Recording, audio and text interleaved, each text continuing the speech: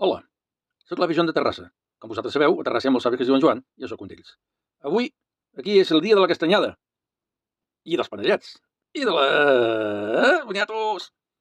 Bé, ara us ensenyarem el que fem nosaltres. Com aquí veieu, ara estem pelant una patata que hem bullit prèviament. Ara agafarem i posarem 300 grams d'ametlla. Com veieu, ja hem barrejat tots els ingredients. Aquí hem fet una bola i ara farem les boletes. Bueno, ja tenim preparats aquí els pinyons i l'ametlla trossejada. De moment els farem això, de pinyons i d'ametlla trossejada. Més endavant potser agafarem i farem una altra tanda amb d'altres coses.